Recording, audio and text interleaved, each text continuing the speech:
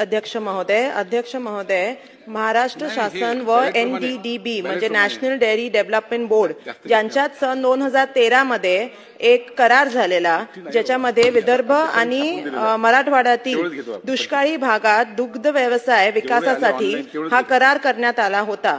अध्यक्ष महोदय, सध्या NDDB द्वारे मराठवाड्यातील नांदेड, उस्मानाबाद, लातूर आणि जालना या एकूण 4 जिल्ह्याचा दूध खरेदी केली जाते व माझा इकडे अध्यक्ष महोदय इकडे काय म्हणता औचित्याच्या मुद्द्याने मला इकडे सांगायचं होतं की बीड जिल्हा ह्या करारामध्ये नाही. अध्यक्ष महोदय, बीड जिल्हा हा आत्महत्याग्रस्त दुष्काळी एक मागास जिल्हा आहे. शेतीसोबत पशु घटक जोडल्यास शेतकऱ्यांच्या जीवनात आर्थिक स्थैर्य निर्माण होईल. त्यामुळे बीड जिल्ह्याचा NDDB विदर्भ व मराठवाडा डेअरी विकास प्रकल्पामध्ये समावेश करण्याची मागणी ही मी स्थानिक लोकप्रतिनिधी म्हणून राज्याला केली होती, जे दुग्ध विकास मंत्री आहेत त्यांच्याकडे 21/1/2024 मग 12/3/2024 व 21/3/2025 सुद्धा मी पाठपुरावा करत आहे. तर अध्यक्ष महोदय धन्यवाद. आपण औचित्याच्या मुद्द्याद्वारे मला हा इकडे मुद्दा मांडायचा होता की शासनाने तपासून शासन व NDDB मधला जो 2013चा करार आहे